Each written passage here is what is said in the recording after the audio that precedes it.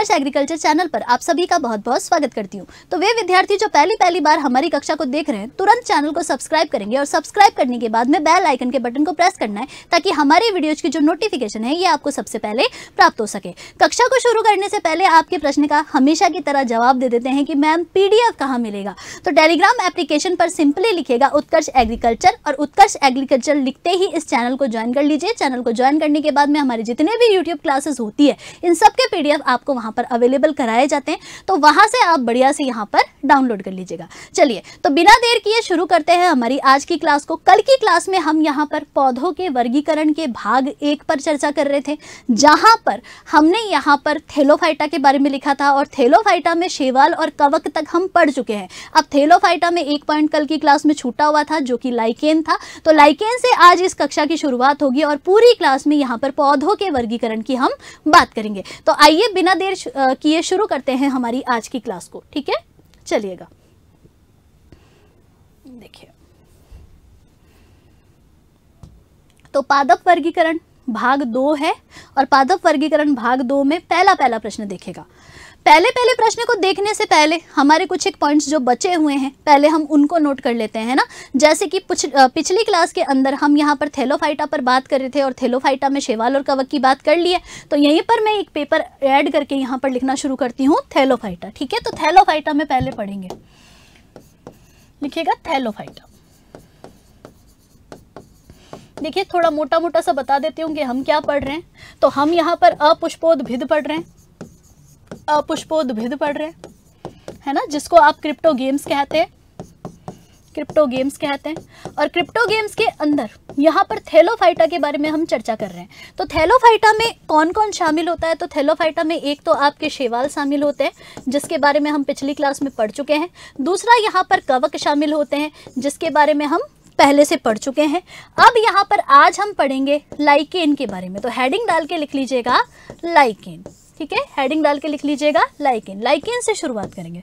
सबसे पहले आपसे पूछा जाता है कि भाई लाइकेन क्या चीज़ होती है, तो मैं कहूँगी कि लाइकेन यहाँ पर थैलोफाइटा के अंदर शामिल होते हैं और कवक और शैवाल जब एक दूसरे के साथ रहना शुरू कर देते हैं तो इसी को हम लाइकेन के नाम से जानते हैं। तो तुरंत यहाँ पर लिख देती हूँ कि लाइकेन का मतलब है कवक और शैवाल, मतलब शैवाल और कवक का जो सहजीवन है, यह सहजीवन यहाँ पर लाइकेन के नाम से जाना जाता है। ठीक है, तो सहजीवन इसका क्या कहलाएगा? तो मैं कह दूंगी कि लाइकेन कहलाएगा। ठीक है, अब सेकंड नंबर पर ध्यान रखना कि हमसे पूछते हैं कि ये बता दो कि लाइकेन का जो अध्ययन है ये अध्ययन क्या कहलाता है। तो यहीं पर लिख लीजिएगा कि लाइकेन का जो अध्ययन है ये अध्ययन यहाँ पर लाइकेनोलॉजी कहलाता है। लिख लीजिएगा लाइकेनोलॉजी कहलाता है, लाइकेनोलॉजी कहलाता है। तीसरे नंबर पर सुनिएगा, मैं आपको वैसे पहले भी बता चुकी हूँ कि जब वायु प्रदूषण होता है तो वायु प्रदूषण होते समय में कवक और शैवाल एक दूसरे से अलग अलग हो जाते हैं, दूर दूर हो जाते हैं और हमें पता चल जाता है कि भाई इस एरिया के अंदर वायु प्रदूषण फैल रहा है। तो परीक्षा में हमें सवाल पूछते हैं कि ये बता दो कि वायु प्रदूषण के सूचक कौन होते हैं। तो वायु प्रदूषण के सूचक आपके लाइकेन होते हैं। तो थर्ड यहाँ पर लिख लीजिएगा, लिखिएगा कि ये वायु प्रदूषण के सूचक होते हैं, ये वायु प्रदूषण के सूचक होते हैं। जैसे कि कल की क्लास में मैंने आपको बताया था कि अचानक से अगर शैवालों की वृद्धि हो जाए, एल्गल ब्लूम हो जाए, शैवाल अगर फूटने लग जाए तो इसको हम जल प्रदूषण के सूचक बोलते हैं। जबकि हमसे पूछ ले कि ये बता दो कि किसी एरिया के अंदर जो वायु है ये वायु प्रदूषित हो गई है, ये हमें कैसे पता चलता है? तो जो प्रकृतिविद होते हैं, ये प्रकृतिविद उस एरिया में जब जाते हैं तो देखते हैं कि शैवाल और कवक की जो कॉलोनीज है ये एक दूसरे से दूर दूर हो गई है और दूर दूर हो गई है, तो इसका मतलब कि उस एरिया के अंदर वायु प्रदूषण हो गया है। तो इंसान क्या करेगा? इंसान यहाँ पर कवक और शैवाल को जुदा करता है, इसीलिए इंसान फिर सबसे जुदा होया हुआ घूमता रहता है। ठीक है, तो देखिएगा कि वायु प्रदूषण के सूचक कैसे हैं। तो एक आध चित्र बना के बता देती हूँ। जैसे मान लो हमसे बोले कि ये बताओ भाई कवक और शैवाल कैसे होते हैं। तो ये देखो, जैसे 2 लाइन मैंने यहाँ पर शैवाल की बनाई है ना, शैवाल की बना ली। चलो बीच में कवक उगा देती हूँ, ये लीजिए कवक उगा देते। कवक को थोड़ा सा पिंक कलर से बता रही हूँ, हालांकि ये सफ़ेद रंग का होता है, सभी लोग जानते हैं आप, है ना। देखिएगा आपसे कहे कि भाई लाइकेन कैसा दिखता है, तो मैं कह सकती हूँ कि लाइकेन के अंदर शैवाल भी होता है और कवक भी होता है। तो सामान्य स्थिति में तो लाइकेन ऐसा होता है, लेकिन अगर हवा के अंदर वायु प्रदूषण है ना, हवा के अंदर अगर वायु प्रदूषण है मतलब वायु प्रदूषित हो गई है, तो इस एरिया में क्या होगा, तो मैं कहूँगी कि इस एरिया के अंदर जो लाइकेन है, इस लाइकेन में ये शैवाल, जैसे ये शैवाल है तो ये शैवाल अलग हो गया और जो कवक है ये कवक अलग हो गया। मतलब शैवाल और कवक अगर दूर दूर हो जाए तो इसका मतलब उस एरिया की जो वायु है ये वायु प्रदूषित होती है। तो ये आपसे परीक्षा में पूछ लेते हैं, तो ध्यान रख लीजिएगा। नेक्स्ट, एक प्रश्न आपसे और पूछा जाता है कि प्रयोगशाला में जो लिटमस पत्र है, ये लिटमस पत्र किससे बनते हैं। तो प्रयोगशाला के जो लिटमस पत्र है, जिन्हें जो कि आप यहाँ पर अम्ल और क्षार के एक्सपेरिमेंट में काम में लेते हो, जब केमिस्ट्री पढ़ेंगे तो वहाँ पर बता दूंगी मैं आपको, ठीक है।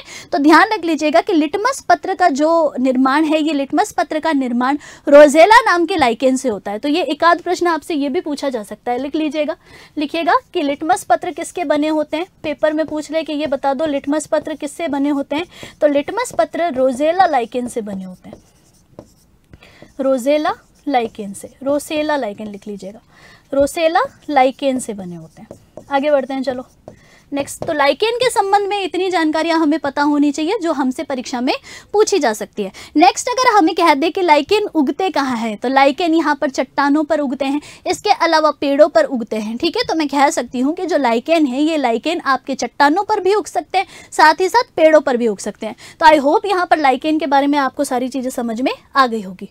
चलो आगे बढ़ते हैं। नेक्स्ट, पहला प्रश्न देखिएगा। अब पादप जगत के उभयचर कहलाते हैं। आपसे पूछ रहे हैं कि पादप जगत के उभयचर यानी जो एम्फीबियंस है, ये एम्फीबियंस कौन कहलाते हैं, थेलोफाइटा, ब्रायोफाइटा, टेरिडोफाइटा या उपरोक्त सभी। तो यहाँ पर आंसर कर लीजिएगा, इस प्रश्न का जवाब हो जाएगा ब्रायोफाइटा। तो ब्रायोफाइटा जो होता है, ये ब्रायोफाइटा वर्ग के जो पौधे हैं ये पादप जगत के उभयचर कहलाते हैं, ठीक है। तो ध्यान रख लेना कि पादप जगत के उभयचर ब्रायोफाइटा के पौधों को कहा जाता है। आगे बढ़ते हैं, चलो नेक्स्ट देखिएगा, टेरिडोफाइटा। टेरिडोफाइटा के संबंध में सत्य कथन है, मतलब हमें बताना है कि टेरिडोफाइटा जो होते हैं, इन टेरिडोफाइटा के संबंध में कौन सा कथन सत्य है। ऑप्शन चेक करिएगा। पहला कथन लिखा हुआ है कि इसमें श्वसन संवहन उत्तक का विकास होता है, दूसरा लिखा हुआ है जड़ तना पत्ती का विकास होता है, तीसरा लिखा हुआ है नमी और छायादार स्थानों में उगते हैं, और ऑप्शन डी लिखा हुआ है उपरोक्त सभी। तो ध्यान रख लेना कि जो टेरिडोफाइटा है, ये टेरिडोफाइटा आपके संवहन उत्तक का विकास, इनके अंदर संवहन उत्तक यानी जाइलम और फ्लोएम होते हैं, जड़ तना पत्ती इनमें होता है, साथ ही साथ नमी और छायादार स्थानों पर ये उगते हैं। तो इसका आंसर नोट कर लीजिएगा कि इसका आंसर यहाँ पर हो जाएगा उपरोक्त सभी। तो आइए और यहाँ पर लिखना शुरू करते हैं, पहले ब्रायोफाइटा के बारे में, फिर लिखेंगे यहाँ पर टेरिडोफाइटा के बारे में। तो अब यहाँ पर लिखिएगा दूसरे नंबर का वर्ग, नाम है इसका ब्रायोफाइटा, लिखिएगा ब्रायोफाइटा। ब्रायोफाइटा के बारे में सबसे पहले तो आपको ये ध्यान रखना है कि हमसे पूछ लेते हैं कि ब्रायोफाइटा जो पादप है, ये ब्रायोफाइटा पादप कैसे दिखते हैं। तो ध्यान रखना, ब्रायोफाइटा पादप में भी जो शरीर है, ये शरीर यहाँ पर कभी कभी थैले के समान होता है, कभी कभी बोल रही हूँ, हमेशा नहीं कह रही हूँ, ठीक है। तो ब्रायोफाइटा में कभी कभी जो शरीर है ये थैले के समान होता है, और थैले के समान होता है तो इससे नीचे की तरफ कुछ छोटे छोटे से तंतु निकलते हैं। इन तंतुओं को आप झूठी जड़ों के नाम से जानते हो, ठीक है। तो ये तंतु क्या कहलाएगी, झूठी जड़ के नाम से जानी जाएगी, या फिर स्यूडो रूट्स, या फिर मैं कह सकती हूँ राइजोड के नाम से जानी जाएगी, ठीक है। तो मैं कह सकती हूँ कि जो ब्रायोफाइटा होते हैं, ये ब्रायोफाइटा थैलोफाइटा की तुलना में थोड़े से एडवांस होते हैं, थोड़े से नए होते हैं। विशेषता क्या है, तो इसके अंदर सच्ची जड़ें तो नहीं होती, लेकिन कभी कभी बाल जैसी, तंतु जैसी इनसे कुछ स्ट्रक्चर निकल जाती है। इन स्ट्रक्चर्स को हम झूठी जड़ें या फिर राइजोड के नाम से जानते हैं। अब एक बात का ध्यान रखिएगा कि ब्रायोफाइटा जो है, ये ब्रायोफाइटा पादप जगत के उभयचर पौधे होते हैं, ठीक है। तो ये पादप जगत के उभयचर पौधे होते हैं,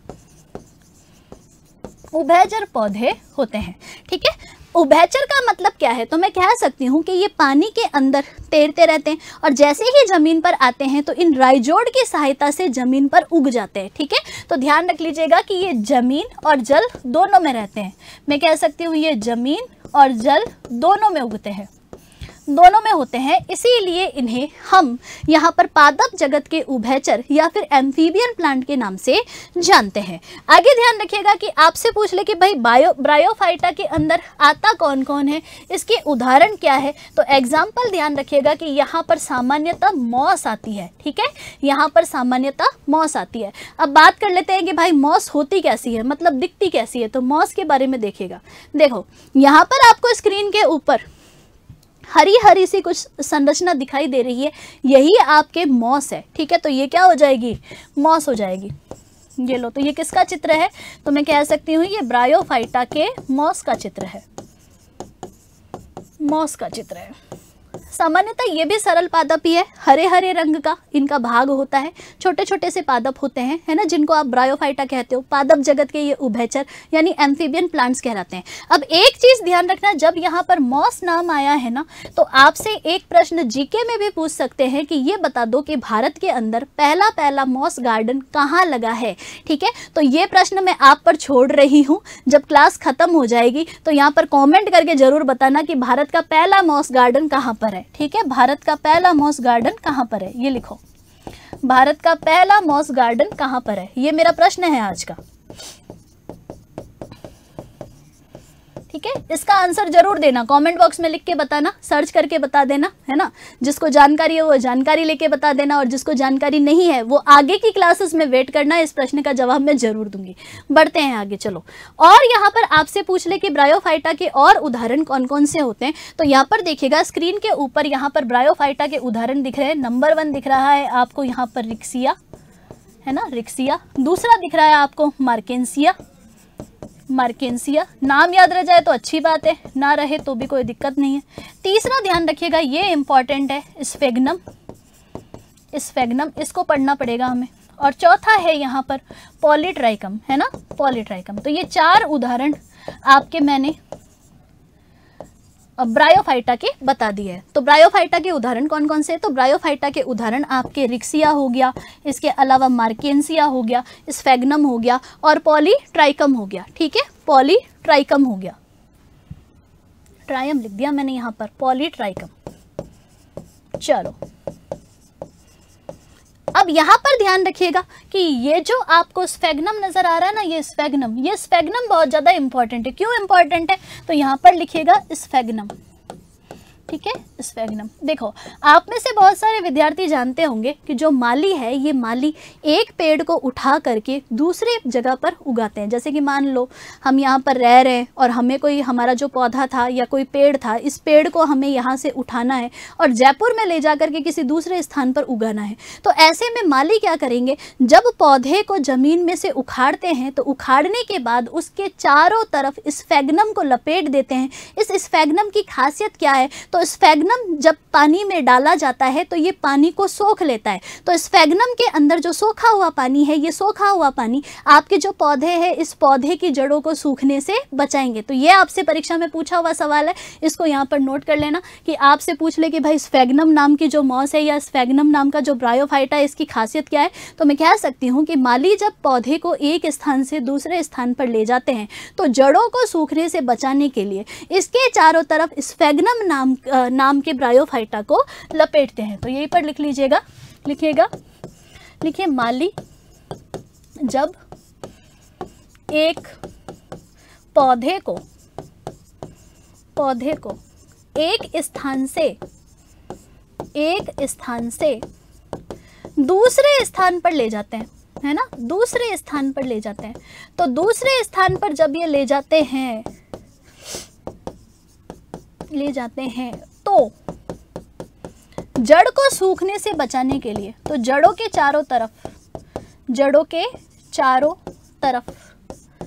स्फेग्नम लपेटते हैं। ठीक है, क्या लपेटते हैं, स्फेग्नम लपेटते हैं। ये लो, लपेटेंगे। अच्छा, स्फेग्नम की क्या खासियत है? तो ध्यान रखना कि स्फेग्नम एक ऐसा पौधा है जिसको अगर आप टब के अंदर डाल दोगे तो टब का जो पानी है, इस पानी को ये अपने अंदर होल्ड कर देता है। तो ब्रायोफाइटा के जो पौधे होते हैं, ये पौधे जब आपको पानी के अंदर डालते हो ना, तो पानी को ये यहाँ पर सोख लेते हैं, मतलब इनके अंदर वाटर होल्डिंग कैपेसिटी पाई जाती है। ठीक है, तो आई होप यहाँ पर आपको समझ में आ गया होगा कि ब्रायोफाइटा क्या है। तो एक बार फिर से देख लीजिएगा, थैलोफाइटा हमने पढ़ लिया है। ब्रायोफाइटा में हमसे पूछे ब्रायोफाइटा की खासियत क्या है, तो हम कहेंगे कि मैडम थैलोफाइटा से तो ये ज़्यादा एडवांस है, लेकिन क्या इसके पास में जड़ है? तो हम कहेंगे कि ब्रायोफाइटा के पास में जड़ नहीं होती। तना है तो तना नहीं होता, फूला हुआ सा ही होता है इनका शरीर, है ना, कोई खास तना नहीं होता। पत्तियां है तो हालांकि हरी हरी सी संरचना दिखती है, लेकिन पूर्ण विकसित पत्तियां नहीं होती है ना, पूर्ण विकसित नहीं होती। मैं कह सकती हूँ पत्तियां यहाँ पर पूर्ण विकसित नहीं होती। बीज होता है क्या? तो बीज तो यहाँ पर है ही नहीं। और फूल है क्या? तो फूल भी यहाँ पर है ही नहीं। खासियत क्या है? तो मैं कह सकती हूँ ब्रायोफाइटा से नीचे की तरफ झूठी जड़ें या राइजोड निकलते हैं, इसकी सहायता से ये क्या करेगा? तो इसकी सहायता से ये जमीन में उग जाएगा। ठीक है, चलो इन्हें पादप जगत के उभयचर के नाम से जानते हैं। मोस्ट इंपॉर्टेंट प्रश्न है, कई बार पेपर में पूछा गया है। एग्जाम्पल पूछ ले तो हम कह देंगे कि मॉस जो होती है, ये मॉस इसका उदाहरण होती है। मॉस कैसी दिखती है? तो मॉस का चित्र भी मैंने आपको दिखा दिया है, साथ ही साथ ब्रायोफाइटा के उदाहरण भी मैंने आपको यहाँ पर लिखा दिए। तो ये किसके उदाहरण है? एक बार ऊपर लिख देती हूँ, ब्रायोफाइटा के उदाहरण है। नोट कर लेना इनके नाम,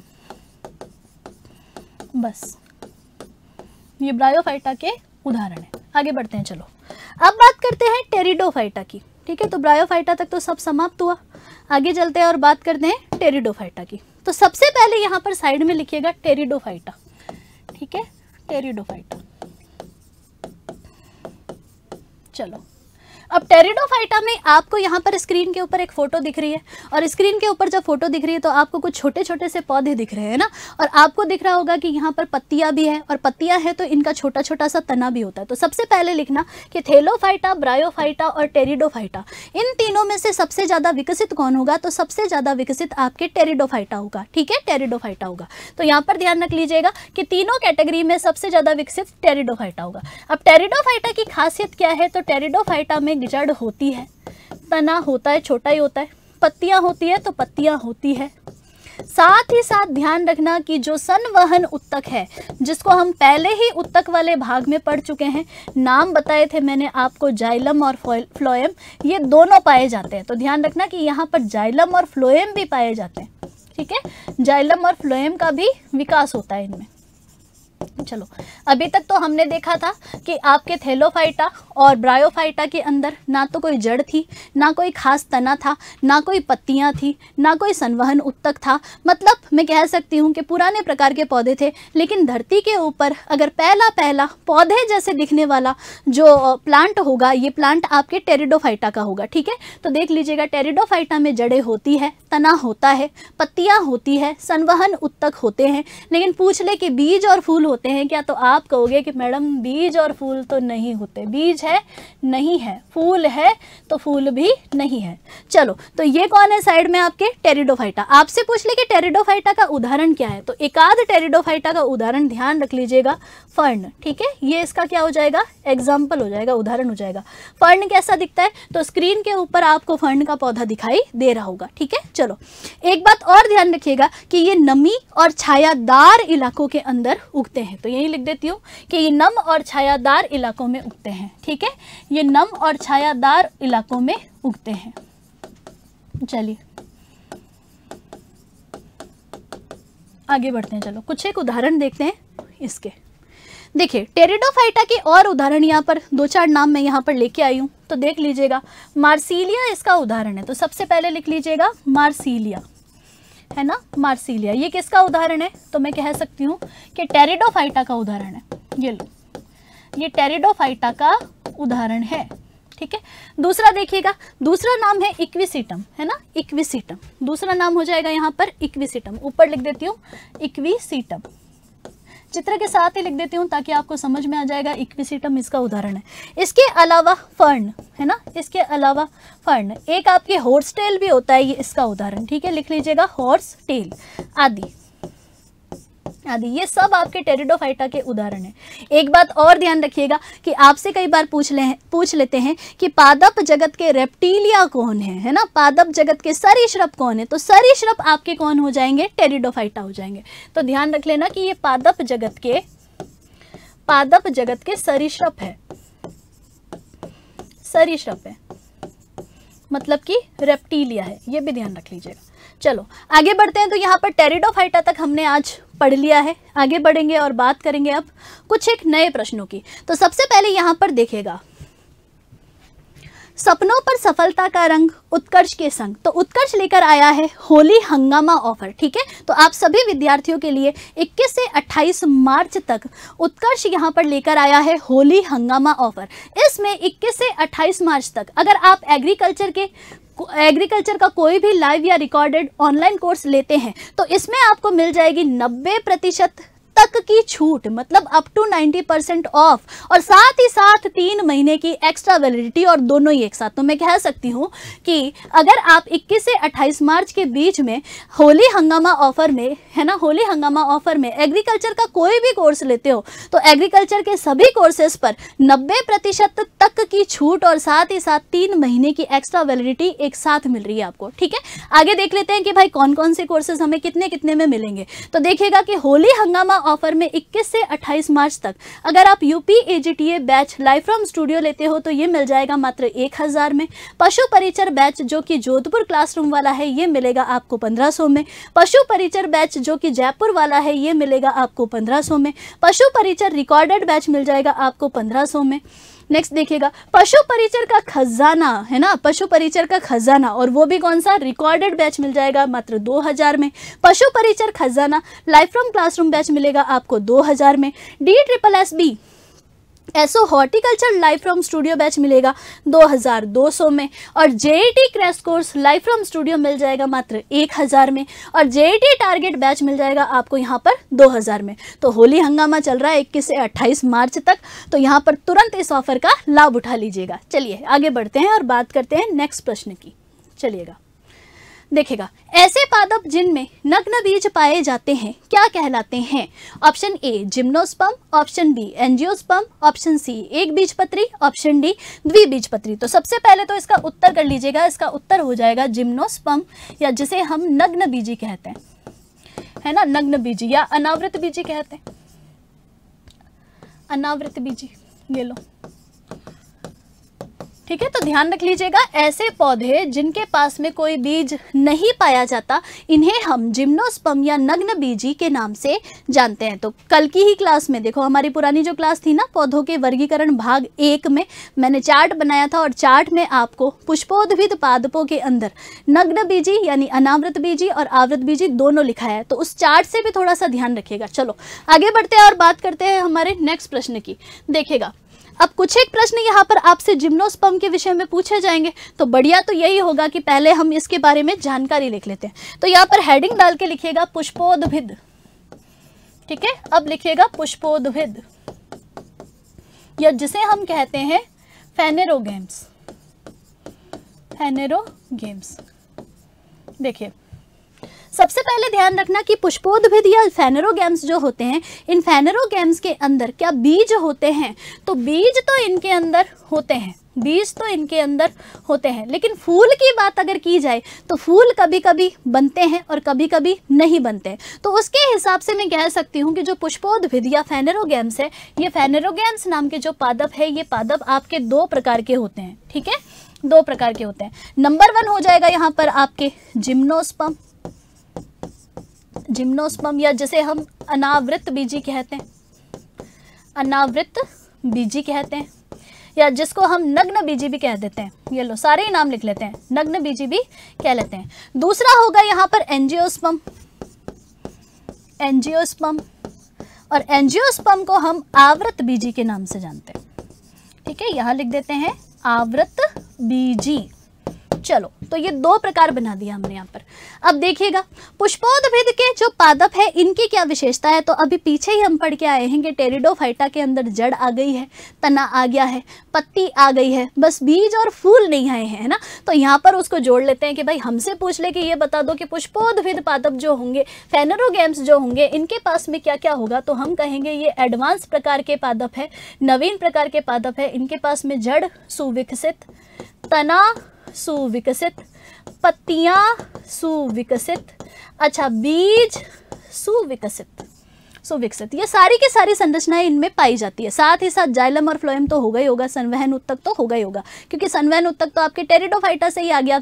तो मैं कह सकती हूँ कि भाई पुष्पोद्भिद या फेनेरोगैम्स में भी संवहन उत्तक होता है। तो ध्यान रखना कि तने के पास में संवहन उत्तक है क्या, तो मैं कह सकती हूँ कि संवहन उत्तक भी है, जाइलम और फ्लोएम भी है, दोनों ही चीजें हैं। ठीक है, आगे बढ़ते हैं। चलो अब यहाँ पर जिम्नोस्पर्म और एंजियोस्पर्म के बारे में बात करना शुरू करते हैं। जैसे कि हमसे पूछे कि जिम्नोस्पर्म क्या होता है, तो मैं कहूंगी कि भाई जिम्नोस्पर्म का मतलब है ऐसे पौधे जिनके बीज ऊपर ही पड़े रहते हैं, मतलब बिना किसी बीज आवरण के पड़े रहते हैं, नग्न अवस्था में पड़े रहते हैं, ऐसे पौधों को हम जिम्नोस्पर्म के नाम से जानते हैं। तो तुरंत यहाँ पर लिख लेना कि जिम्नोस्पर्म जो होते हैं, ये जिम्नोस्पर्म क्या है, तो मैं कह सकती हूँ कि जो जिम्नोस्पर्म या अनावृत बीजी या नग्न बीजी है, इसमें जो बीज है ये बीज नग्न अवस्था में होते हैं, नेकेड अवस्था में होते हैं। अर्थात अगर आपसे पूछे कि इसके ऊपर बीजावरण पाया जाता है क्या, तो मैं कहूँगी कि बीजावरण यहाँ पर नहीं पाया जाता है। ठीक है, बीजावरण नहीं पाया जाता।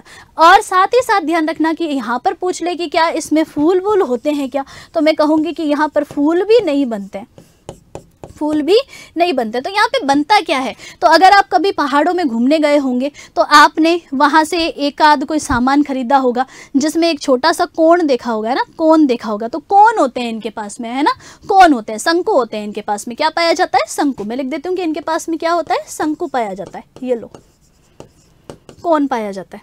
आगे बढ़ते हैं, पहले जिम्नोस्पर्म के बारे में ही बात कर रहे हैं, तो यहां पर लिख देती हूं मैं जिम्नोस्पर्म, जिम्नोस्पर्म। ठीक, अब जिम्नोस्पर्म के एग्जाम्पल बहुत ज़्यादा महत्वपूर्ण है।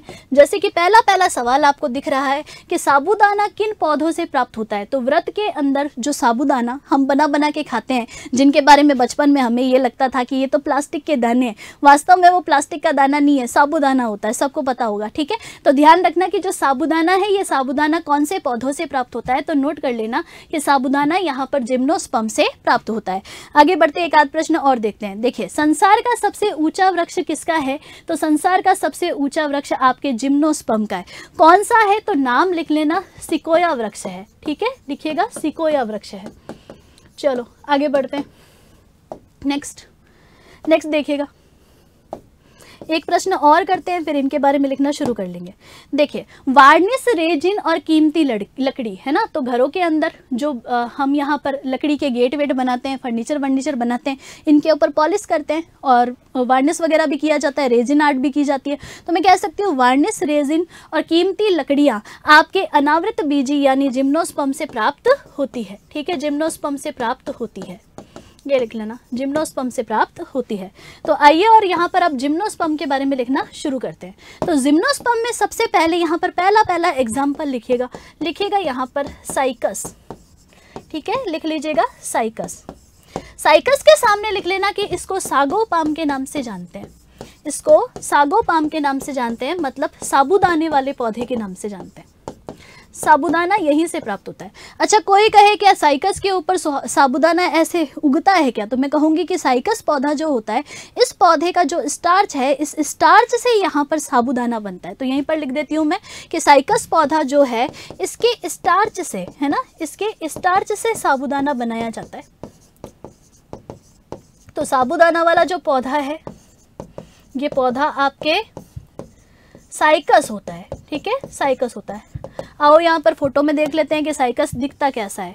देखो, तो ये पौधा है आपका साइकस का। ठीक है, ये पौधा कौन है, तो ये आपका साइकस है। और साइकस आते ही दिमाग में आना चाहिए, इसको सागोपाम कहते हैं।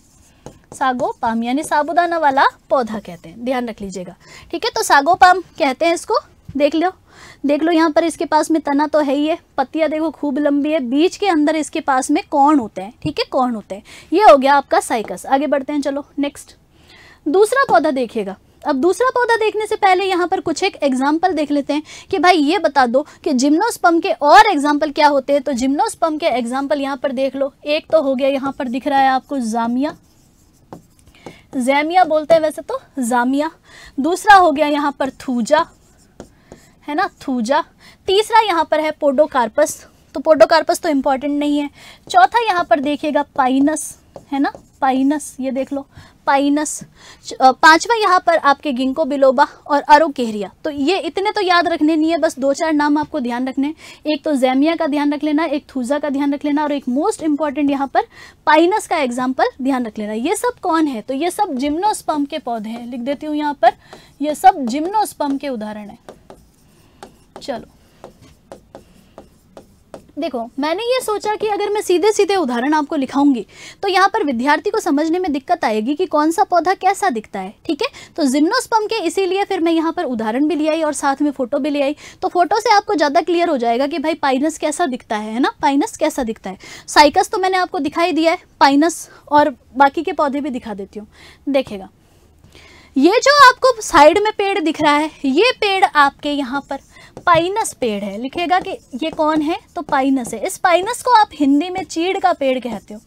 ठीक है, चीड़ का पेड़ कहते हो। अब चीड़ के पेड़ के बारे में ध्यान रखिएगा कि एक सवाल बहुत ज़्यादा फेमस तरीके से आपसे पूछा जाता है कि घर के अंदर जो माचिस है, इस माचिस की जो तीली है, इस तीली की जो लकड़ी है, ये किससे बनती है? तो चीड़ के पेड़ की लकड़ी से बनती है। तो यहीं पर लिख लेना कि चीड़ के पेड़ की जो लकड़ी है, इस लकड़ी से माचिस की तीली बनती है, माचिस की तीली बनती है। ये लो। साथ ही साथ ध्यान रखना कि इसी चीड़ के पेड़ से हमें एक तेल भी प्राप्त होता है जिसे हम तारपीन का तेल कहते हैं। ठीक है, तो तारपीन का तेल, टार ऑयल भी आपको यहाँ पर चीड़ की लकड़ी के पेड़ से या फिर पाइनस से प्राप्त होता है। तो ये कौन हो जाएगा? आपके जिम्नोस्पर्म का उदाहरण है पाइनस, है ना। ऊपर लिख देती हूँ, ये जिम्नोस्पर्म है। ये लो, देख लो। अब कोई कहे कि मैडम ये बताओ कोण कैसे दिखते हैं, तो यहाँ पर देखो साइड साइड में आपको कोण दिख रहे होंगे, ऐसे ऐसे कोण होते हैं इनके पास में। चलो आगे बढ़ते हैं। नेक्स्ट देखिएगा, नेक्स्ट एग्जांपल देखो। अब साइड में आपको यहाँ पर एक बहुत ही बड़ा सा पेड़ दिख रहा है। देखो कितना बड़ा पेड़ है। इस पेड़ का नाम है सिकोया। ठीक है, इस पेड़ का नाम हो जाएगा सिकोया। अगर आप इसके बगल में फोटो खिंचाने गए ना तो पता चले कि आप इतने ही दिखे, है ना, तो दूसरा कलर लेती हूँ तभी पता चलेगा। मान लो हम इसके बगल में खड़े हो जाए ना, तो हम कहाँ दिखेंगे? यहाँ दिखेंगे। ठीक है, तो आपसे पूछ ले कि संसार का सबसे बड़ा जो पौधा है, सबसे बड़ा जो पेड़ है, ये सबसे बड़ा पेड़ कौन सा है, तो हम कहेंगे कि ये सिकोया प्लांट है, सिकोया पौधा है। और ये सिकोया भी आपके जिम्नोस्पर्म का उदाहरण होता है। तो यहीं पर लिख लेना कि ये तो संसार का सबसे ऊंचा पौधा है, संसार का सबसे ऊंचा पौधा है। नाम क्या है? नाम लिख लीजिएगा, सिकोया वृक्ष है ये, सिकोया वृक्ष। वैसे देखो एग्जैक्टली अगर कोई तुम्हें पूछ लेना कि ये बता दो कि विश्व के अंदर सबसे ऊंचा पौधा कहाँ पर लगा हुआ है, तो कैलिफोर्निया में लगा हुआ है और इसका नाम है रेडवुड प्लांट, है ना, रेडवुड प्लांट। और इसका नाम अगर आपसे पूछे कि वास्तव में ये कौन सा पेड़ है, तो ये सिकोया का पेड़ है। ठीक है, तो ध्यान रख लेना 250 से 300 फीट ऊंचा है ये। तो हम तो इसके बगल में बिल्कुल चींटी के बराबर ही लगेंगे, मुझे ऐसा लगता है। ठीक है, तो कभी जीवन में मौका मिले तो फोटो खिंचाने जाना। फोटो खिंचाओगे तो खुद ब खुद समझ में आ जाएगा कि हम तो इसके पैर में ही पड़े रहेंगे, है ना, नीचे नीचे ही पड़े रहेंगे। तो ध्यान रख लेना कि इस सिकोया वृक्ष को रेडवुड के नाम से जाना जाता है। ये भी ध्यान रख लेना, रेडवुड के नाम से जाना जाता है। चलो, तो ये सिकोया भी आपके किसका उदाहरण है, तो जिम्नोस्पर्म का उदाहरण लिख देती हूं मैं, ये जिम्नोस्पर्म का उदाहरण है। ये लो। इसके अलावा देखिएगा, ये देखो क्रिसमस 25 दिसंबर, है ना, जो मनाया जाता है, उस दिन आपको पता होगा कि ईसाई धर्म के अंदर क्रिसमस ट्री सजाया जाता है। तो ध्यान रख लीजिएगा कि जो कोणधारी वृक्ष है, ये कोणधारी वृक्ष वास्तव में आपके जिम्नोस्पर्म ही होते हैं। तो ये किसका उदाहरण है, तो यहाँ पर लिख लीजिएगा कि ये पौधा हो जाएगा स्प्रूस। तो लिख लेना कि ये कौन हो जाएगा? स्प्रूस। ठीक है, स्प्रूस कोणधारी वृक्ष। देखो नीचे से चौड़ा है और ऊपर से कैसा है? पतला है। तो आपसे पूछ ले कि कोणधारी वृक्ष किस में आते हैं, तो कोणधारी वृक्ष आपके जिम्नोस्पर्म में ही आते हैं। ठीक है, जिम्नोस्पर्म में आते हैं। एक और उदाहरण बता दिया मैंने आपको, स्प्रूस। ठीक है, स्प्रूस लास्ट। देखो सारे पौधे मेरे हिसाब से यहाँ पर कवर हो गए।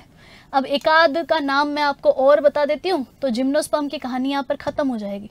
ठीक, चलो एक चीज और नोट कर लेना कि खांसी की दवा है जो कि एक इफेड्रा पादप से बनती है। तो इफेड्रा पादप से खांसी की दवा बनती है ना, और इफेड्रा से इफेड्रिन प्राप्त होता है और इस इफेड्रिन से खांसी की दवा बनती है। ये लिख लेना, ये भी याद रख लेना, खांसी की दवा बनती है। इफेड्रा भी कौन है? तो जिम्नोस्पर्म का उदाहरण है, ये भी आपके जिम्नोस्पर्म का उदाहरण है। मतलब मैं कह सकती हूँ चीड़ हो गया, देवदार हो गया, है ना, शंकुधारी वृक्षों में जैसे चीड़ हो गया, देवदार हो गया, ये सब आपके जिम्नोस्पर्म के उदाहरण है, अनावृत बीजों के उदाहरण है। ठीक है, तो आई होप यहाँ पर आपको समझ में आ गया होगा कि भाई जिम्नोस्पर्म के अंदर क्या क्या आता है। तो एक बार फिर से देख लीजिएगा। जिम्नोस्पर्म में हम चर्चा कर रहे हैं। जिम्नोस्पर्म में यहाँ पर पहला उदाहरण आपने साइकस का लिखा है। इस साइकस को आप सागोपाम या साबूदाना वाला पौधा कहते हो। स्टार्च से साबूदाना बनाया जाता है। आगे चलो, संसार का सबसे ऊंचा वृक्ष कौन सा है? तो जिम्नोस्पर्म है। उदाहरण मैंने आपको सिकोया बताया। कुछ एक उदाहरण यहाँ पर जिम्नोस्पर्म के आपने और देखे। यहाँ पर एक पेड़ दिखाया है, चीड़ का पेड़ है, पाइनस। आपको पता है कि चीड़ की लकड़ी से माचिस की तीलियाँ बनती है, तारपीन का तेल भी इसी से प्राप्त होता है। फिर मैंने यहाँ पर आपको साइकस का पौधा यानी साबूदाना वाला पौधा दिखा दिया। फिर मैंने कहा कि कर्णधारी वृक्ष जो होते हैं, जैसे कि आपके देवदार हो गया, ये सब किस में आते हैं? तो ये सब आपके जिम्नोस्पर्म में आते हैं। और ये कौन है? तो ये स्प्रूस नाम का पौधा है। ठीक है, चलो फिर आगे मैंने यहाँ पर आपको संसार का सबसे ऊंचा पौधा जो सिकोया है, जैसे कि आपके दिमाग में आ रहा होगा कि सिकोया कैसा दिखता है, तो सिकोया का पौधा भी आपको पेड़ भी आपको यहाँ पर दिखा दिया और बोल दिया कि भाई रेडवुड के नाम से इसको जाना जाता है। फिर लास्ट एक पॉइंट आपने और नोट कर लिया कि इफेड्रा पादप से इफेड्रिन प्राप्त होता है, जो कि खांसी की दवाई बनाने में काम में आता है। और लास्ट आपको ध्यान रखना ही है कि भाई वार्निस है ना, ये यहाँ पर लिख देती हूँ मैं नोट डाल के कि जिम्नोस्पर्म का इस्तेमाल कहाँ होता है।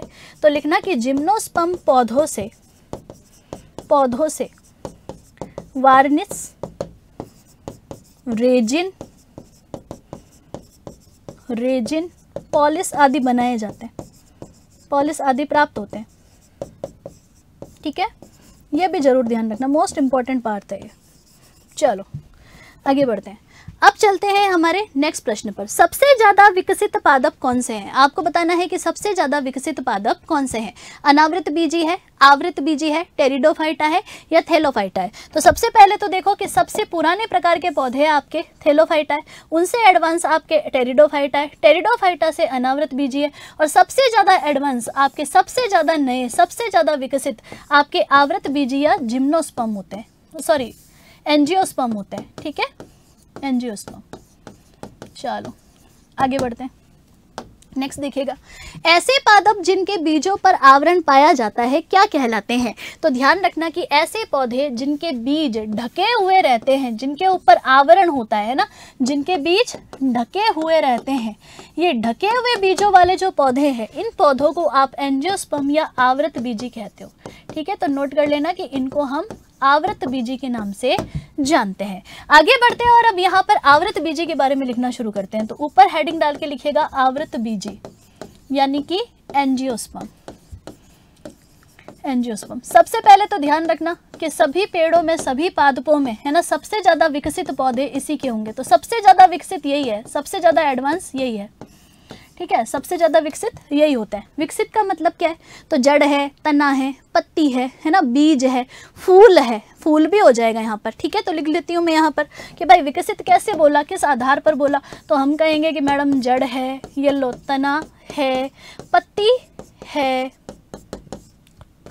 पूछे बीज है, फल, फूल है, फल बनते हैं क्या? तो फल भी बनते हैं। सबसे ज्यादा विकसित यही है। साथ ही साथ जाइलम और फ्लोएम तो होने ही है ना। तो जाइलम और फ्लोएम तो टेरिडोफाइटा में ही आगे था, तो मैं कह सकती हूँ कि जड़ और जाइलम और फ्लोएम भी यहाँ पर पाए जाएंगे। अब एक बात का ध्यान रखना कि आवृत बीजी का मतलब क्या है। तो मैं कह सकती हूँ कि ये ढके हुए बीजों वाले पौधे होते हैं, ढके हुए बीजों वाले पौधे होते हैं।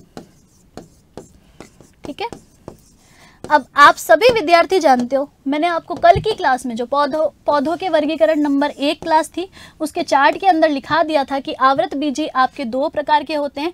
पहला होता है आपके एक बीजपत्री। ठीक है, पहला आ जाएगा यहाँ पर एक बीजपत्री और दूसरा आ जाएगा द्विबीजपत्री। ये लो द्विबीजपत्री। पूछे कि इन दोनों में डिफरेंस क्या है, तो हम कहेंगे कि जब बीज के ऊपर एक बीज पत्र हो, जब बीज ने केवल एक कपड़ा पहना हुआ हो, तो इसको हम एक बीजपत्री कहते हैं। जैसे कि मान लो ये एक बीज था, इस बीज के ऊपर केवल एक कपड़ा पहना हुआ है, एक बीज पत्र है, एक बीज पत्र है, तो इसको हम एक बीजपत्री कहेंगे। ठीक है, एक बीजपत्री कहेंगे। ठीक है, आपसे पूछ ले कि द्विबीजपत्री का मतलब क्या है, तो हम कहेंगे कि जब बीज के ऊपर दो कपड़े पहने हुए हो। अब दो कपड़े कहाँ दिख रहे हैं, तो पहला तो ये परत हो गई, दूसरी ये परत हो गई। तो सबसे बाहर की परत तो आपके टेस्टा कहलाती है और अंदर की परत यहाँ पर टेगमन कहलाती है। ये भी बता देती हूँ, चलो लगे हाथ याद आ गया तो बता देते हैं कि हमसे पूछ ले कि द्विबीजपत्री जो होते हैं, ये द्विबीजपत्री की विशेषता क्या है, तो मैं कह सकती हूँ कि यहाँ पर जो बीज है, इस बीज के ऊपर दो कपड़े यानी दो आवरण होंगे, दो बीजावरण होंगे। बाहर का बीजावरण टेस्टा कहलाएगा, अंदर का बीजावरण यहाँ पर टेगमन कहलाएगा। तो मैं कह सकती हूँ कि यहाँ पर दो बीज पत्र होते हैं या दो बीज आवरण होते हैं। जो आपकी मर्जी आए वो लिख लेना। ठीक है, चलो आगे बढ़ते हैं। और अब यहाँ पर आवृत बीजी में है ना, एक बीजपत्री और द्विबीजपत्री पौधों के अंदर अंतर क्या है और उदाहरण क्या है, उसकी चर्चा कर लेते हैं। तो तुरंत यहाँ पर शुरू कर देते हैं। अब एक बीजपत्री और द्विबीजपत्रियों में अंतर देखो, फोटो लेके आई हूँ मैं, तो फोटो से समझने में आपको और आसानी होगी। तो एक तरफ देखिएगा, ऊपर की तरफ है आपके एक बीजपत्री, ठीक है, नीचे की तरफ है आपके द्विबीजपत्री।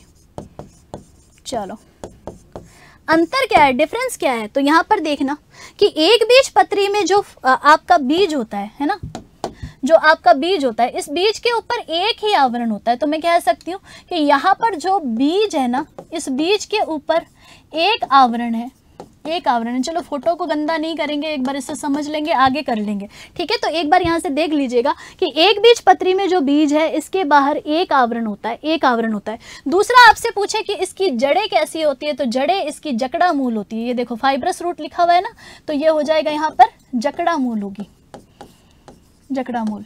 तीसरा देखो, हमसे पूछेगे भाई ये बताओ कि वेस्कुलर टिश्यू यानी जो संवहन उत्तक है, जाइलम और फ्लोएम में, ये कैसे पाए जाते हैं, तो जाइलम और फ्लोएम इनमें बिखरे हुए से पाए जाते हैं। ठीक है, तो मैं कह सकती हूँ कि बिखरे हुए से जाइलम फ्लोएम होंगे। ये लो, बिखरे हुए से जाइलम फ्लोएम होंगे। पत्ती कैसी होगी, तो पत्ती आपके सरल प्रकार की होगी और इस पर समांतर रेखाएं पाई जाएगी। तो देख लो यहाँ पर पत्ती आपको नजर आ रही है कि समांतर प्रकार का यहाँ पर सिरा विन्यास होगा। फूल में पूछ ले तो फूल के अंदर या तो 3 दल होंगे या फिर 6, मैं कह सकती हूँ 3 के मल्टीप्लाई में होंगे, मतलब जैसे 3 हो गया, 6 हो गया, 9 हो गया, तो फूल के अंदर 3 दल होंगे, है ना, 3 दल। आगे देखो इधर द्विबीजपत्री में देखना, 2 बीज आवरण पाए जाते हैं। द्विबीजपत्री में 2 बीज आवरण पाए जाते हैं। जड़ें कैसी है, तो जड़ें मैं कह सकती हूँ कि मुसला मूल है ना, मूल कैसी हो जाएगी, तो मुसला मूल है। अच्छा, बीजावरण कैसे हैं, तो 2 बीज आवरण है, 2 बीज आवरण है। ये लो। अच्छा, वेस्कुलर सिस्टम या फिर मैं कह सकती हूँ कि जो संवहन उत्तक है यानी जाइलम और फ्लोएम है, ये कैसे होंगे, तो जाइलम और फ्लोएम एकदम यहाँ पर गोल आकार में होंगे, रिंग के समान होंगे। तो यहाँ लिख देती हूँ कि xylem phloem, xylem phloem ring के समान, है ना, वलय रूप में स्थित होते हैं, वलय रूप में स्थित होते हैं। पत्तियां देख लो, पत्तियों के अंदर विन्यास पूछ ले तो यहाँ पर तो सीधी सीधी सी रेखाएं हैं, पैरेलल यानी समांतर रेखाएं हैं, लेकिन यहाँ पर जो पत्तियां होंगी, इन पत्तियों में जालिकावत सिरा विन्यास पाया जाता है, जालिकावत सिरा विन्यास पाया जाता है। लास्ट देखिएगा, फूल में पूछ ले कि फूल के अंदर कितने दल होंगे, तो फूल के अंदर या तो 4 दल होंगे यानी 4, 8, फिर बाद में बढ़ा लेना 12, या फिर 5 दल होंगे फूल के अंदर। ठीक है, फूल के अंदर 5 दल होंगे, मतलब 5 हो गया, 10 हो गया, 15 हो गया, ऐसे। ठीक है, तो आई होप यहाँ पर इन दोनों के अंदर मेजर अंतर फोटो से तो आपको समझ में आ ही गया है, लेकिन फोटो से क्या होता है आगे भी तो हम लिखेंगे। तो यहाँ पर फटाफट से लिख लीजिएगा, एक तरफ लिखेगा एक बीजपत्री और दूसरी तरफ लिख लीजिएगा द्विबीजपत्री।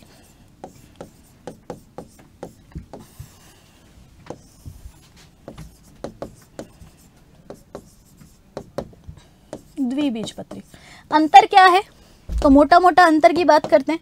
पहला यहाँ पर लिखना कि हमसे पूछे एक बीजपत्रियों की जड़ें कैसी होती है, जड़ कैसी होती है, तो यहाँ पर लिखना जकड़ा मूल होती है, जकड़ा मूल। जकड़ा मूल का मतलब है, कभी आपने घास देखी होगी, घास को जब उखाड़ते हैं तो नीचे, है ना, नीचे, मतलब एक जकड़ा मूल का मतलब हो गया एकदम फैली हुई सी, है ना, फैली हुई सी जड़ें होती है एकदम। ठीक है, तो जकड़ा मूल होती है। यहाँ पर पूछ ले कि इनकी जड़ें कैसी होगी, तो इनकी जड़ें एडवांस है, तो यहाँ लिख लेना, यहाँ पर मुसला मूल पाई जाती है, मुसला मूल पाई जाती है। ठीक है, चलो आगे बढ़ो। दूसरा लेते हैं पत्ती पर, कि भाई पत्तियों का क्या मामला है, पत्तियों का क्या मामला। तो हम कहेंगे कि मैडम यहाँ पर एक बीज पत्रियों की जो पत्ती है ये बिल्कुल सरल प्रकार की है, एकल प्रकार की है, और यहाँ पर जो शिरा विन्यास है ना, जो लाइनिंग है, ये शिरा विन्यास बिल्कुल सीधा सीधा सा पाया जाता है। देखो समांतर शिरा विन्यास पाया जाता है, तो मैं कह सकती हूँ पत्तियों में समांतर शिरा विन्यास पाया जाता है, पैरेलल लाइंस पाई जाती है। जबकि इधर पूछे कि पत्तियाँ कैसी है ना, तो यहाँ लिखना कि पत्तियाँ, पहली बात तो जटिल है भाई, है ना, ये तो सरल पत्तियाँ है, इसकी पत्तियाँ कैसी है बेचारे की, सरल है, और साथ ही साथ एकल है, मतलब एक ही है, एकल है। चलो, जबकि यहाँ पर पूछे कि पत्तियाँ कैसी होगी, तो पत्तियाँ यहाँ पर कॉम्प्लेक्स यानी कि जटिल प्रकार की होगी।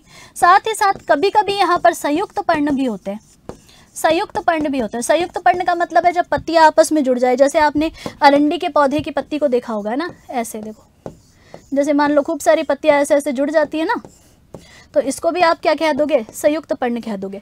एक बात और ध्यान रखिएगा, आपसे पूछ ले कि यहाँ पर जो शिरा विन्यास है ये शिरा विन्यास कैसा होगा, तो यहाँ पर शिरा विन्यास जालिकावत होगा।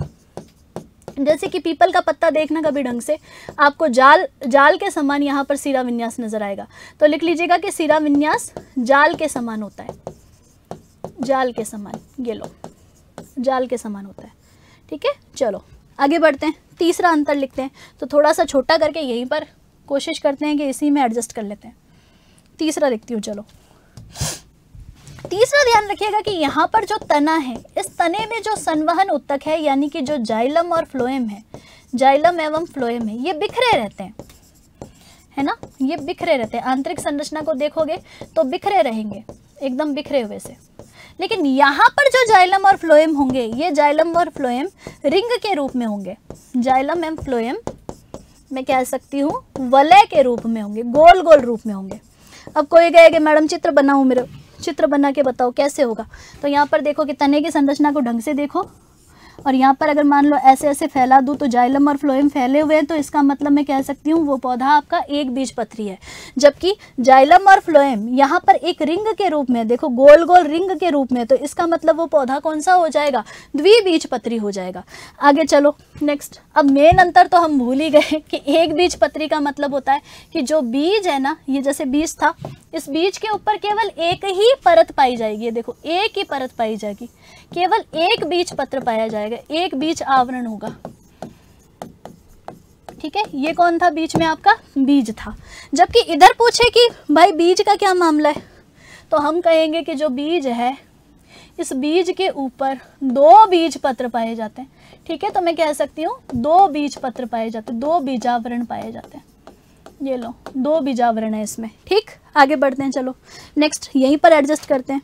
बच्चा क्या है, वैसे फूल ही बचा है खाली एक, तो फूल में देखिएगा, आपसे पूछे कि एक बीज पत्रियों के जो फूल है, ये फूल कैसे होते हैं, तो ध्यान रखना ये 3 के गुणज में होते हैं, 3 के गुणज में। 3 के गुणज का मतलब, जैसे मान लो ये फूल था, इस फूल के पास में 3 दल होंगे, है ना, 3 दल होंगे, 3 के गुणज में होंगे, मतलब 3 दल हो गया, 3 का 6 हो गया, 6 से 9 हो गया, तो 3 के गुणज में यहाँ पर फूल के दल होते हैं। ठीक है, जबकि यहाँ पर पूछे कि ये बताओ कि भाई यहाँ पर फूल कैसा होता है, तो यहाँ पर लिख लीजिएगा कि जो फूल है, ये फूल हमेशा 4 या 5 के गुणज में होंगे, 4 या 5 के गुणा में होंगे।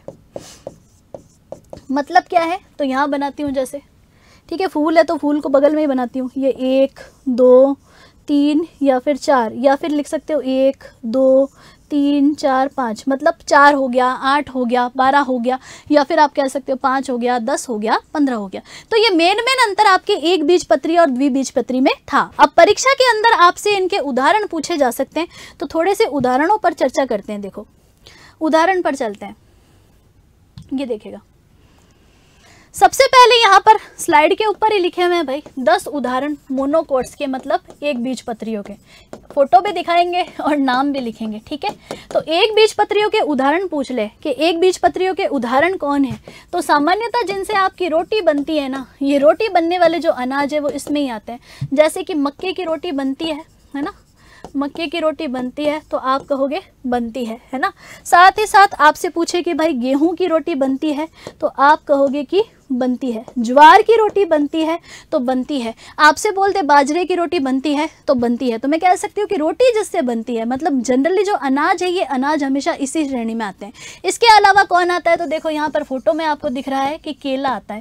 केले का पत्ता तो आपने देखा ही होगा, उसके ऊपर कभी डोसा भी खाया होगा तो आपने नोट किया होगा कि केले का पत्ता एक ही होता है, भले ही लंबा हो, और साथ ही साथ इसमें सिरा विन्यास सीधा सीधा होता है। ठीक है, आगे देख लो, नारियल हो गया आपके, ये लो नारियल, जो खास खास है उनके बारे में बता रही हूँ।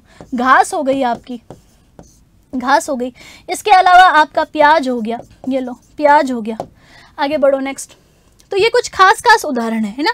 तो इसके अलावा देख लीजिएगा और भी बहुत उदाहरण यहाँ पर लिखे हुए हैं, लेकिन मैं तो यहाँ पर सीधे डायरेक्ट ही लिख देती हूँ जो जो आपसे परीक्षा में पूछे जाते हैं। देखो एक बीजपत्री के उदाहरण, उदाहरण देखिएगा जो परीक्षा में पूछ सकते हैं आपसे। सबसे पहले लिखिएगा गेहूं, दूसरा लिखिएगा ज्वार, तीसरा लिखिएगा बाजरा, चौथा लिखिएगा जौ, पांचवा लिखिएगा मक्का, छठा लिखिएगा यहाँ पर प्याज, सातवां लिखिएगा यहाँ पर नारियल, जो देखो पूछे जाते हैं, और आठवां लिख लीजिएगा सुपारी। इसके अलावा घास जरूर ध्यान रखना, घास, और आप जानते हो कि एक बांस होता है, ये बांस भी एक प्रकार का घास ही है, तो मैं कह दूंगी कि घास और बांस भी इसी के उदाहरण होंगे। तो ये 5-10 उदाहरण मेरे हिसाब से आपको पढ़ लेने चाहिए, इनमें से कोई ना कोई उदाहरण आपके जरूर फंस जाएगा। मैं कह सकती हूँ मेनली यहाँ पर एक बीजपत्री पौधों के उदाहरण आपके अनाज होते हैं, है ना, अनाज होते हैं। आगे बढ़ो, चलो अब द्विबीजपत्री देखते हैं कि भाई द्विबीजपत्री कौन है। तो ये किसके उदाहरण है, द्विबीजपत्री के उदाहरण है। फोटो भी लेके आए हैं और लिखाएंगे भी। देखो द्विबीजपत्री के उदाहरण कौन कौन है। तो द्विबीजपत्री में जो कुछ भी आपको दिख रहे हैं ना, सारे द्विबीजपत्री है। तो सबसे पहले यहाँ पर देखो ये रही बीन, है ना, बीन आप खाते हो। कॉफी, ये कौन है, तो ये टमाटर है, सबको दिख रहा है, टोमेटो का मतलब टमाटर है। डेजी एक फूल है, मिंट यानी कि पुदीना है, ये लो पुदीना हो गया आपके। आगे बढ़ते हैं, चलो नेक्स्ट देखिएगा सेब, ये सेब बहुत पूछा जाता है आपसे, ठीक है। ये सनफ्लावर, देखो सनफ्लावर, सूरजमुखी, ये भी बहुत पूछते हैं, सूरजमुखी। आगे बढ़ो, नेक्स्ट आपको ये मटर दिख रहा है, ये लो मटर, और ये देखिएगा गुलाब, है ना। तो गुलाब का फूल भी कहाँ आता है, तो गुलाब का फूल भी यहीं पे आता है। तो लिख लेना कि गुलाब भी इधर ही आता है, गुलाब। अब क्या इसका मतलब ये है कि मैम नैना मैम और ज़्यादा उदाहरण नहीं लिखाएगी, तो नैना मैम तो सारे ही उदाहरण लिखाती है बेटा, है ना। तो लिखेगा यहाँ पर द्विबीजपत्रियों के उदाहरण, पूछते हैं आपसे परीक्षा में। सबसे पहले लिखेगा यहाँ पर चना, नंबर 1 लिखना यहाँ पर चना। दूसरे नंबर पर लिख लेना दालें, सारी दालें इधर ही है, दालें। तीसरा आपने पीछे पढ़ा ही है मटर। चौथा आपने देखा ही था सूरजमुखी, पूछा जाता है बार बार। पांचवा यहाँ पर मेरी तरफ से लिख लेना सरसों, ठीक है, सरसों। छठा यहाँ पर लिख लीजिएगा सेब। सातवां यहाँ पर गुलाब का फूल। तो ये 5-7 उदाहरण आपको यहाँ पर द्विबीजपत्री पौधों में ध्यान रखने हैं। इसके अलावा नींबू हो गया, संतरा हो गया, जितने भी पौधे आपको दिखते हैं ये मैक्सिमम आपके कौन हो जाएंगे, द्विबीजपत्रियों के उदाहरण हो जाएंगे। तो देखो यहाँ तक हमने सारे के सारे जितने भी पौधे थे इन सब के बारे में पढ़ लिया। अब यहाँ पर 2-3 प्रश्न बचे हुए हैं तो उनको भी देख लेते हैं। जैसे कि निम्न में से कौन एक बीजपत्री का उदाहरण है, तो गेहूं है, मक्का है, घास है, इसका मतलब सभी है। आगे देखो, निम्न में से कौन सा द्विबीजपत्री यानी डाइकोट का एग्जाम्पल है, तो सरसों है, गुलाब है, दाल है, इसका मतलब सभी है, ठीक है। इसका मतलब हो जाएगा कि सभी है। चलो अब पूरी क्लास के अंदर एक चीज़ यहाँ पर और रह गई है जिसको मैं यहाँ पर पहले पेज पर नोट करवा रही हूँ। तो पहला पेज, क्या पता आप देखो नहीं देखो, दूसरे वाले पे देखते हो, ठीक है। थेलोफाइटा के सामने, थेलोफाइटा जहाँ पर दिख रहा है ना आपको, कहाँ लिखा था हमने थेलोफाइटा को, ये लीजिए। थेलोफाइटा आपने जहाँ पर लिखा है ना, वहाँ पर आपको एक मोस्ट इम्पॉर्टेंट चीज़ नोट करनी है कि आपसे पूछ ले कि पादप जगत में सर्वाधिक पौधे कौन से वर्ग के होते हैं, तो पादप जगत में सर्वाधिक पौधे थेलोफाइटा के होते हैं, ठीक है। तो लिख लेना कि पादप जगत के सर्वाधिक पौधे थेलोफाइटा के हैं, सर्वाधिक पौधे थेलोफाइटा के हैं। ये लो, ये जरूर ध्यान रखना, ये परीक्षा में कई बार पूछते हैं कि संपूर्ण पादप जगत में जिसमें आपने 2 वर्ग बनाए थे, जिसमें आपने क्रिप्टोगेम्स या फिर अपुष्पोद्भिद में 3 वर्ग बनाए थे, थेलोफाइटा, ब्रायोफाइटा, टेरिडोफाइटा, है ना। और फिर आपने पुष्पोद्भिद या फिर फेनेरोगेम्स के अंदर 2 चीज़ें बनाई हैं। पहला बनाया है जिम्नोस्पर्म या जिसको नग्न बीजी कहते हो, और दूसरा बनाया है आपने आवृत बीजी जिसको आप एंजियोस्पर्म कहते हो। तो इन सब के अंदर सबसे ज़्यादा पौधे कौन से वर्ग से संबंधित होते हैं? तो थेलोफाइटा से संबंधित होते हैं, क्योंकि आप जानते हो कि शैवाल, कवक और लाइकेन, है ना, ये छोटे छोटे हैं, और छोटे छोटे हैं तो संसार में सब जगह पाए जाते हैं, तो सर्वाधिक संख्या में यही होते हैं। ठीक है, ध्यान रख लेना, सर्वाधिक संख्या में यही होते हैं। चलो आगे बढ़ते हैं। चलिए, तो बेटा आज जो हमारी कक्षा है, इस कक्षा के अंदर हमने पादप वर्गीकरण का भाग 2 कंप्लीट कर लिया है। सारे के सारे एग्जाम्पल मैंने आपको बता दिए हैं, फ़ोटो भी मैंने यहाँ पर साथ में ऐड की है। तो पीडीएफ को डाउनलोड करो तो फ़ोटो के साथ साथ में देखते जाइएगा, ताकि आपको ज़्यादा अच्छे तरीके से समझ में आएगा। तो नोट कर लीजिएगा। बाकी क्लासेस कैसी लग रही है कमेंट करके बता सकते हो, कोई सुझाव है तो सुझाव यहाँ पर लिख सकते हो। साथ ही साथ अगर पुरानी क्लासें नहीं देखी है तो प्लेलिस्ट से जाकर के कक्षा संख्या 1 से लगाकर आज तक की सारी कक्षाएँ देख लो, साथ ही साथ यहाँ पर नोट कर लीजिएगा। चलिए, बाकी मेरी ओर से और संपूर्ण उत्कर्ष परिवार की ओर से आप सभी को और आप सभी के परिवारजनों को होली की ढेरों शुभकामनाएं, है ना। मैं ईश्वर से ये दुआ करूंगी कि आपका जो सिलेक्शन है, ये सिलेक्शन पशु परिचर में हो जाए। चलिए, धन्यवाद, थैंक यू।